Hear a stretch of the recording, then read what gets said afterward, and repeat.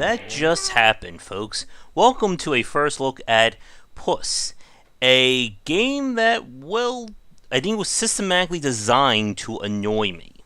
This is a surreal and almost, quite frankly, seizure-inducing looking game that feels like a fever dream combining cat memes and Hotline Miami.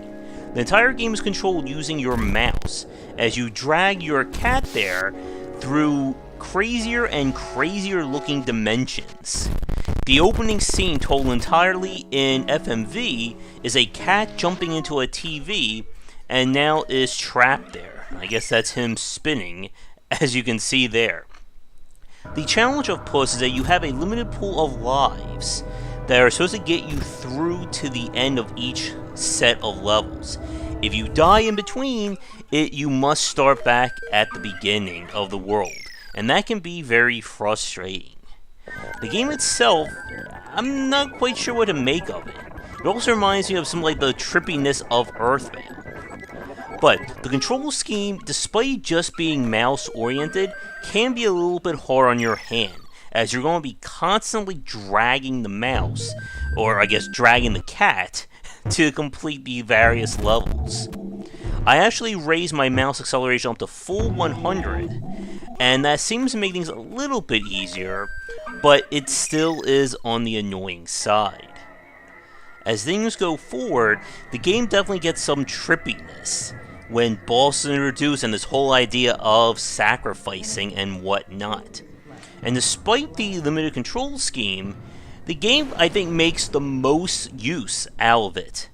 But my problems with Puss are both from an aesthetic standpoint and from the gameplay.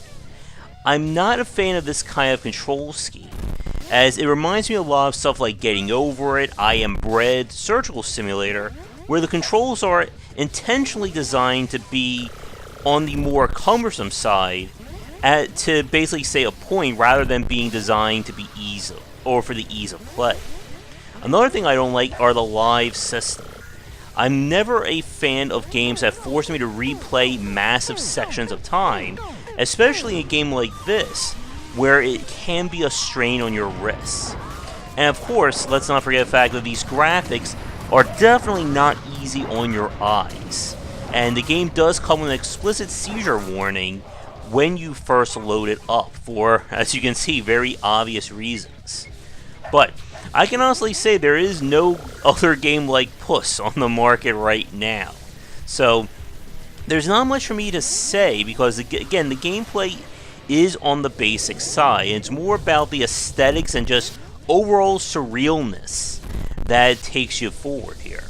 But I would like to thank developers for giving me a press key to check this out.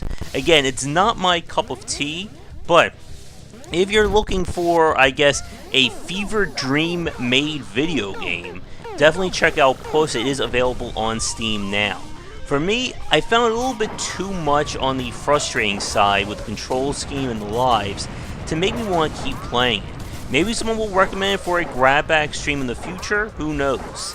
But that's going to do it for this first look. Again, I don't think we can stare at this for too much longer. But thank you so much for watching. If you're working on your own game, surreal or not, that you'd like me to take a look at in the future, please don't hesitate to get in touch. But check back for daily discussions on game design here, and on Game Wisdom, where we examine the art and science of games. Before we get to the credits, just a quick shout out to the supporters over on patreon.com/GWBycer. Thank you so much for watching this video. If you enjoyed it, be sure to check back for our regular streaming, most nights at 9:30, 10 EST, and you'll find a schedule linked down below. For a collection of my writings as well as audio casts on design, you'll find that at game-wisdom.com. Be sure to follow me on Twitter at GWBycer. If you're interested in hanging out and talking about game design topics, we have a Discord channel with the basic tier open to everybody, and that is linked down below as well. If you'd like to support us on Patreon, it is at patreon.com/GWBycer.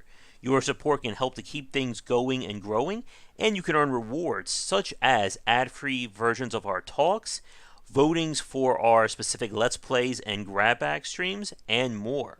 But That's it for now. Thanks again for watching. I hope you come back for more great discussions on design here and on GameWisdom.com, where we examine the art and science of games.